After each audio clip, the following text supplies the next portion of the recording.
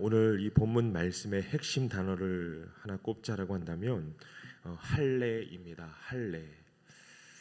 왜 할례가 중요한가? 할례는 자유의 시작이기 때문입니다. 여러분, 종의 종됨을 표하기 위한 수단들이 있죠. 예를 들면 귀걸이나 코걸이 같은 종을 종으로서 표하는데 활용되는 것들이 있습니다. 이와는 달리 할례는 더 이상 종이 아님을 확증하는 일종의 표식이라는 거죠. 표식. 종이 아니라는 말을 달리하면 자유자라는 거겠죠. 자유자. 이것입니다. 할례는 자유자로서의 표식이라는 겁니다. 그런데 여러분, 이 할례가 표시하는 자유란 무엇일까? 성경에서 말하는 자유란 그 어떤 것에도 얽매이지 않는 것이 아니라 반대로 마땅히 우리가 매여 있어야 할 것에 매여 있는 상태를 의미한다는 겁니다. 여러분, 이게 자유입니다. 많은 사람들이 자유에 관하여서 아주 세속적으로 생각합니다. 어떤 것에도 매이지 않는 것이 자유라고 생각하지 않습니까? 아니라는 거죠. 성경이 말하는 자유는 그 반대입니다. 절대적인 것, 유일한 것, 완전한 것에 매이는 것이 자유라는 것입니다. 이를 위해서 하나님이 우리에게 율법을 주셨습니다. 계명을 주셨습니다. 여러분, 계명은 자유의 헌장입니다. 그렇게 하는 것이 자유라는 것이죠. 그렇게 살아야 죄와 사망의 종로로 하지 않을 수 있기 때문에 하나님이 우리에게 자유의 헌장으로서의 계명을 주신 겁니다. 할례의 본 의도가 바로 이것입니다. 불안정한 삶의 정황 속에서 노예적 근성에 사로잡혀 철저한 인과관계의 법칙, 소위 말하는 기브 앤 테이크, 그런 원리에 매여서 안절부절 못하는 인생을 향하여 넌 더 이상 세상 속의 노예가 아니라고 선언하는 것이 할례라는 거죠. 여러분, 먼저 할례가 무엇인가에 대한 이해가 필요한데요. 할례는 이 구약시대에 하나님께서 명령하신 의식이죠. 최초로 할례를 행하였던 이가 바로 아브라함입니다. 우리가 잘 알고 있는 아브라함. 이 아브라함이 할례를 행하는 장면이 창세기 17장에 기록되어 있습니다. 이 할례란 남자의 어떤 그 양피를 베는 의식입니다. 구체적으로 할례는 유아들에게 행하여지는 의식이었는데 남자의 어떤 그 성기의 표피를 베는 의식입니다. 중요한 건 이 할례 의식의 의미입니다. 의미. 창세기 17장은 하나님께서 아브라함과의 약속을 확증하시는 장면입니다. 이때 아브라함의 나이가 자그마치 99세였다라고 하죠. 이때까지 아브라함은 순수한 자신의 씨를 통한 자식을 갖지 못하고 있던 상황이었고, 현실적으로는 이 아브라함을 비롯한 그의 아내 사라 역시 나이가 많이 들어서 더 이상 후손에 대한 기대를 갖기 어려운 그런 시점이었습니다. 그런데 여러분, 이게 이게 속박이라는 거죠. 아브라함은 약속의 후손으로 택함 받았음에도 불구하고 그 안에 들끓는 의심과 또한 그의 어떤 육적인 자아와 어떤 이 그를 애워싸고 있는 어떤 이 현실의 굴레들에 매여 있었다라는 거예요. 여러분, 이게 속박입니다. 죄가 이러한 한계를 애초에 가져온 것이죠. 죄가 결핍을 일으켰고 죄가 우리의 인생을 제한되게 하였습니다. 그런데 하나님은 이 죄가 가져온 이러한 속박으로부터 우리 인생을 자유하게 하시겠다라고 결단하신 겁니다. 그리고 그 증표로서 할례를 명령하시더라는 거죠. 이미 앞서 하나님께서는 아브라함에게 약속을 주셨습니다. 어떤 약속이냐면 뭇 하늘의 별과 같이 그의 자손이 많아져서 번성할 것이다. 이 약속을 이미 하나님이 앞서 주셨습니다. 그런데 여러분, 하나님이 아브라함에게 주신 이 약속 안에 담겨있는 그 본질적인 의미가 뭐겠냐라는 겁니다. 한마디로 말하면 다함이 없는 생명, 다함이 없는 삶입니다. 그 무엇도 속박할 수 없는 생명, 그 무엇도 제한할 수 없는 삶입니다. 여러분, 태초에 이 아담 한 사람의 불순종과 그 범법함으로 인해 온 세상이 사망에 갇혀버렸던 것처럼 하나님은 아브라함의 후손으로 오실 둘째 아담이신 그 그리스도 한 사람을 통하여서 다함이 없는 생명을 번성케 하실 것을 약속하신 거죠. 이게 여러분 자유에 대한 약속입니다. 사랑하는 여러분, 역설적이게도 정녕 우리가 하나님이 주시는 참 자유의 기쁨 안에 거하기 위해서는 우리가 짓눌려야 한다라는 거죠. 우리가 멈춰야 합니다. 우리가 이 사실을 잊어서는 안 될 것입니다. 정녕 우리가 하나님이 주시는 그 선물과도 같은 자유를 누리기 위해서는 우리의 자아가 멈춰야 한다라는 사실입니다. 이러한 맥락에서 이 할례의 의식 자체를 우리가 되짚어 볼 필요가 있다는 거죠. 할례는 남성의 성기를 덮고 있는 그 표피를 베는 행위라고 했습니다. 여러분, 표피를 벤다는 것은 살을 베는 겁니다. 육체를 베는 거죠. 그렇게 살을 베고 나면 한동안은 움짝달싹을 못합니다. 육적 삶이 멈춰버리는 겁니다. 여기서부터 새로운 자유자로서의 삶이 시작되더라는 겁니다. 여러분, 우리가 정녕 하나님이 주시는 그 참 자유의 삶에 거하기 위해서는 가장 먼저는 우리의 육체를 베어야 한다는 겁니다. 우리의 육적인 삶이 멈춰야 한다는 겁니다. 이게 시작입니다, 여러분. 이게 출발입니다. 최초 할례를 행하기 전에 아브라함을 떠올려 보십시오. 그는 분명히 뭇 별과 같이 많은 자손을 하나님께서 주실 것이라는 그 약속을 받았습니다. 그럼에도 그의 삶은 여전히 종과 같은 삶이었다는 거예요. 현실적인 상황에 갇힌 채 시시각각 몰려오는 의심에 매이고 염려에 매이고 불안에 매이는, 불신에 매이는, 당장에 예측할 수 없는 그 삶에 짓눌려 있을 수밖에 없는 그런 인생이었다라는 것입니다. 결국 아브라함의 해결되지 않던 이 종된 본성이 엉뚱한 결과물을 가져오지 않았느냐라는 겁니다. 자기 생각, 자기 판단에 이끌려 사라의 여종 하갈을 통하여서 이스마엘을 낳았습니다. 여종에게서 나온 이스마엘은 여러분 자유자일 수가 없다라는 거죠. 그는 억눌린 자입니다. 속박의 상징입니다. 이것입니다. 우리 안에 해결되지 않은 이 종의 본성은 우리로 여전히 안절부절 못하게 하고 자꾸만 의심하게 하고 이로써 자꾸만 우리의 삶을 쫓기게 한다는 거죠. 그러다가 결국 우리의 삶에 수많은 이스마엘을 낳게 하고 수많은 이스마엘로 채워지게 합니다. 그 결국은 더 깊은 속박이라는 겁니다. 억눌림입니다. 사랑하는 여러분, 오늘 이 저녁에 우리가 이 자리에 나와 앉아있는 이유가 무엇입니까? 약속 때문입니다. 약속이 있기 때문입니다. 하나님이 우리를 아브라함과 맺으신 그 약속의 수혜자로서 그러한 자격으로 우리를 불러 세우셨기 때문입니다. 그 약속 때문에 우리가 이 자리에 앉아 있는 것이죠. 그냥 우리가 여기 나와 있는 이유가 무의미한 게 아닙니다.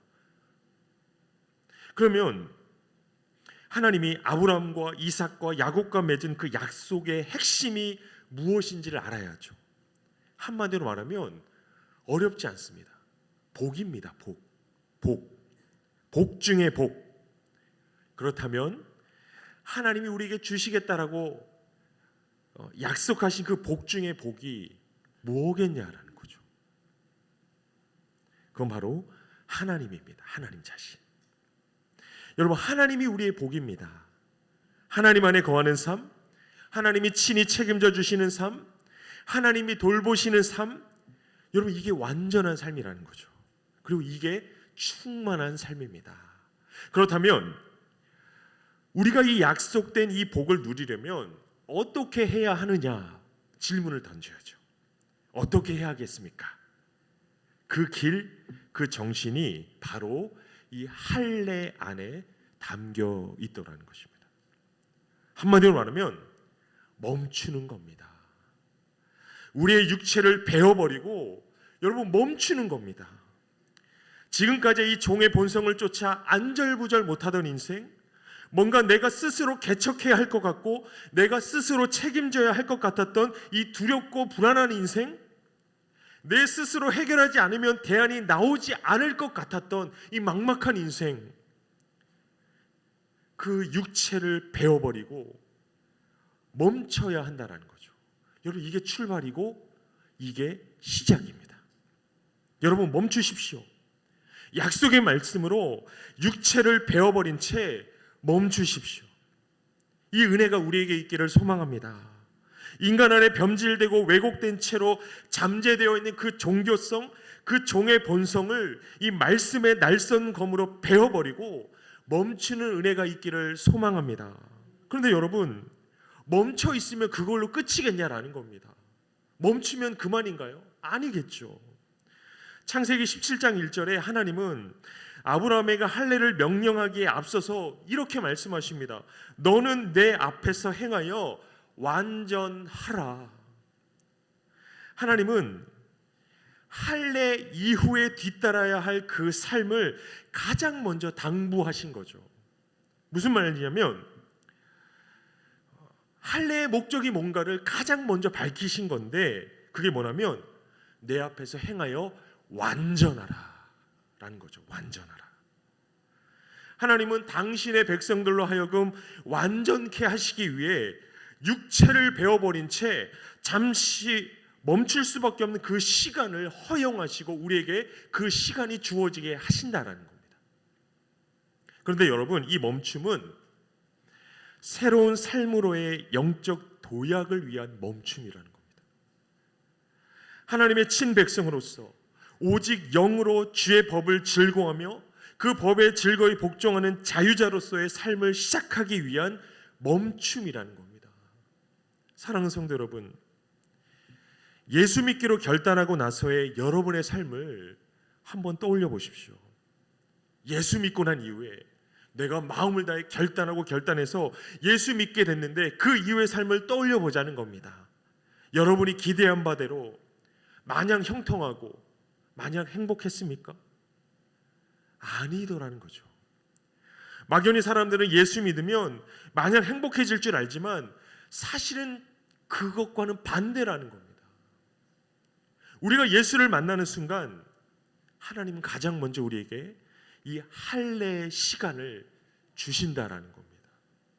그간에 펄떡거리던 우리의 육체를 베어버린 채 그 우리의 몸을 베어버린 그 통증으로 인해 아무것도 할 수 없는 그 시간을 우리에게 주신다라는 거죠.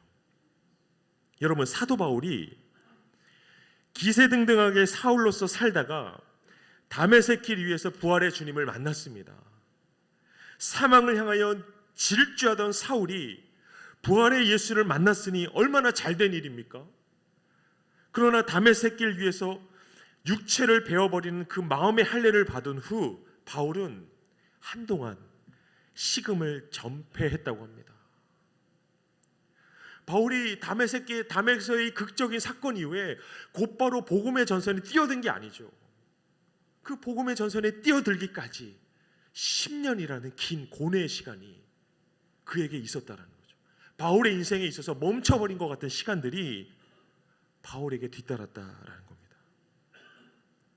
그간의 기세등등했던 그의 삶이 완전히 멈춰버렸습니다. 육체를 베어버린 영적인 통증과 아픔 속에서 그의 인생이 완전히 멈춰버렸습니다. 이것입니다. 여러분, 우리의 삶에 이 통증과 그로 인한 정체와 멈춤이 찾아올 때 우리는 오해해서는 안 됩니다. 그 시간들은 우리를 자유자로서 채우시는 하나님의 시간이라는 거죠. 실패의 시간이 아니라는 겁니다. 무의미한 시간이 아니라는 거죠. 내 삶에서 없었으면 하는 그런 시간들이 절대로 아니라는 겁니다. 하나님의 시간입니다. 우리를 자유자로 세우시는 하나님의 시간이라는 겁니다. 그렇다고 우리가 마냥 멈춰 있을 수만은 없겠죠. 하나님의 명령, 내 앞에서 행하여 완전하라.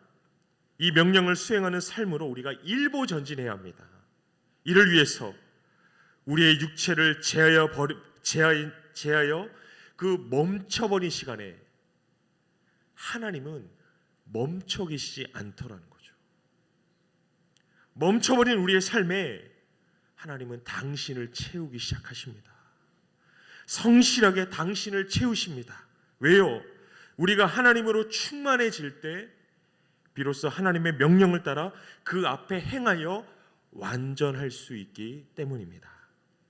할례를 통하여 하나님의 언약 백성으로 구별되고 성별된 자에게는 이제 복종이 요구된다는 거죠. 내 앞에서 행하여 완전하라는 복종이 요구됩니다. 여러분, 이건 당연한 이치입니다. 하나님의 구별된 백성으로 부름받았다면 이제는 그 하나님의 백성이라는 거룩한 신분에 합당한 삶을 살아가는 것이 당연한 이치입니다. 성경은 이게 자유라고 우리에게 가르치고 있습니다.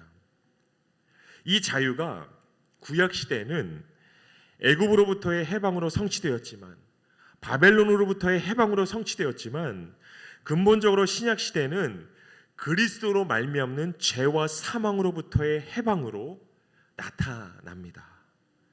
죄와 사망으로부터의 자유란 지금까지 우리의 양심을 속박하여 우리 자신들이 하나님을 온전히 경외하지 못하게 하였던 그 악의 권세로부터 해방되어서 이제는 성령의 생명의 법 안에 놓이는 것을 의미한다라는 겁니다. 결과적으로 이 할례 의식은 성별되고 구별된 하나님의 백성에게 하나님의 백성으로서의 그 정체성을 고취시킴과 동시에 그러한 정체성에 합당하게 여호와의 법에 순복하는 삶을 살아가도록 하는 강력한 동기가 된다라는 겁니다. 그렇다면 이제 우리는 더 중요한 질문, 실질적인 질문을 던져야 합니다. 그 질문이란 무엇인가? 오늘 우리는 어떻게 할례를 행하여야 하는가? 그리고 그 이후에 또 무엇을 해야 하는가? 이거죠. 여러분, 어려운 질문입니다. 이 예수님 시대에 유대교 신봉자들은 맹목적이고 기계적인 할례 의식에 빠져 있었습니다. 할례를 받아야, 다시 말해서 이 할례라는 의식을 치러야 구원받는다라는 거였습니다. 이것이 왜 중대한 문제냐면 복음의 원리에 철저하게 위배되기 때문입니다. 복음의 원리에 따르면 우리가 구원을 얻기 위해 갖추어야 하는 조건은, 우리 선에서의 조건은 전혀 없다라고 합니다. 구원받기 위한 외적인 조건들은 단언컨대 하나도 없다라는 거죠. 외적 할례를 받고 안 받고는 구원을 결정하는데 아무런 의미가 없다라는 거죠. 여러분, 이 구약의 모든 사건이 그리스도로 말미암는 하나님의 구원 역사의 모형이고 그림자입니다. 모형이라고 해서, 그림자라고 해서 상대적으로 뭔가 이 구약을 신약과 비교해서 같이 절하시키는 것은 절대 아닙니다. 본질, 그 실체가 있어야 그림자가 있어야 하는 거죠. 구약은 예수 그리스도라는 실체의 그림자입니다. 이러한 맥락에서 이 구약의 할례 의식은 지금까지 우리가 함께 나눈 내용대로 그리스도와 함께 십자가 위에서 우리의 육체를 베어버리는 본질적 거듭남의 역사를 담고 있는 모형이고 그림자라는 것입니다. 할례 의식 자체가 중요한 것이 아니라 이 할례 의식을 통하여 전하고자 하시는 하나님의 메시지를, 그 안에 담겨있는 이 구속의 원리, 복음의 원리를 우리가 간파하는 것이 더 중요하다는 겁니다. 할례 안에 담겨있는 복음의 원리란 무엇인가? 죽는 거죠. 죽는 거. 우리의 육체를 잘라버리는 겁니다. 우리의 육체를 잘라버린 이 장면의 성취가 무엇인가? 십자가이지 않습니까? 십자가. 그리스도의 십자가. 로마서 6장이 이 사실을 아주 구체적으로 확증하고 우리에게 보여주고 있는데, 가령 로마서 6장 4절의 말씀을 이렇게 전합니다. 그러므로 우리가 그의 죽으심과 합하여 세례를 받음으로 그와 함께 장사되었나니. 그와 함께 죽는 것, 이게 할례입니다. 여러분, 정리하자면 이렇습니다. 할례는 본질적으로 마음에 새겨지는 의식이라는 거죠. 할례는 단순히 남성의 표피를 베는 그 의식을 넘어 그간의 어떤 육적인 본성을 베어버리는 영적인 대전환입니다. 정녕 마음의 할례를 받지 않는 이상 하나님 앞에 온전한 순종의 삶을 살아갈 수 없다는 겁니다. 결국 무할례와 다를 바가 없는 거죠. 본디 이스라엘은 이 할례라는 의식을 행함으로 자신들이 하나님의 은혜로 성별되고 구별된 백성이라는 분명한 의식을 가지고 즐거이 자원하여서 하나님 앞에 복종하고 순복하는 삶을 살아야 했던 겁니다. 그러나 이스라엘은 이러한 참된 할례의 삶에 철저하게 실패하였던 거죠. 그러나 무너진 할례의 정신을 다시 회복하신 이가 계시니 바로 예수 그리스도라는 겁니다. 예수 그리스도. 예수님은 할례의 본질적이고 참된 목적을 이루기 위하여 이 땅 가운데 오셨습니다. 그리스도는 정녕 하나님께서 친히 성별하시고 구별하신 참 이스라엘에게 영적 할례를 베풀기 위해 오셨습니다. 이러한 사실에 대해서 사도 바울은 골로새서 말씀을 통하여 증언합니다. 골로새서 2장 13절로 15절까지의 말씀이 기록하기를 또 범죄와 육체의 무할례로 죽었던 너희를 하나님이 그와 함께 살리시고 우리의 모든 죄를 사하시고 우리를 거스르고 불리하게 하는 법 조문으로 쓴 증서를 지으시고 제하여 버리사 십자가에 못 박으시고 통치자들과 권세들을 무력하여 드러내어 구경거리로 삼으시고 십자가로 그들을 이기셨느니라. 바울은 이전에 범죄와 육체의 무할례로 죽었던 우리의 형편을 언급합니다. 여기서 범죄란 불순종하는 거고 육체의 무할례란 순종 없는 맹목적인 육체의 할례 의식을 말하는 거죠. 순종이 없는 할례 의식은, 복종이 없는 할례 의식은, 삶에서 구현되는 영적인 내용이 없는 할례 의식은 도리어 저주에 가깝다라는 겁니다. 그만큼 할례 의식의 본질은 성별된 하나님의 백성으로서의 영적인 정체성과 이에 따른 온전한 순종의 삶이라는 것을 바울은 우리에게 강조하고 싶은 겁니다. 할례 의식의 본질을 위해 하나님께서 예수 그리스도를 세상에 보내셨고 그리스도를 통하여서 우리를 거스르고 우리를 대적하는 의문에 쓴 증서를 도만하시고 제하여 버렸다고 바울이 선포합니다. 여기서 말하고 있는 의문에 쓴 증서란 일종의 채무 증서입니다. 채무 증서. 죄에 관한 채무를 기록한 손으로 쓴 증서. 다시 말해서 인간의 육체에 박혀있는 그 죄책과 원수의 끊임없는 정죄와 참소를 의미하는 거겠죠. 이 모든 것을 하나님께서 그리스도를 통하여서 지워버리셨다고 합니다. 이처럼 하나님께서는 그리스도를 통하여 인간의 실패한 할례의 은혜로운 영적 효력을 회복하시고 견고케 하셨는데, 그럼에도 여전히 실패한 육체의 할례를 고수하는 것은 얼마나 무지하고 얼마나 어리석은 행위냐라는 겁니다. 복음에는 그 다른 그 무엇으로도 언약의 수혜를 보증받을 수 없는데, 복음이 아닌 다른 것들에 여전히 그것들을 통하여서 나는 천국 백성이다, 나는 구원받은 자다 맹신하려고 하는 그런 모든 시도가 얼마나 무익합니까? 아니, 무익한 걸 넘어서 얼마나 악하느냐고 사도 바울이 우리에게 문제를 제기하고 있는 거죠.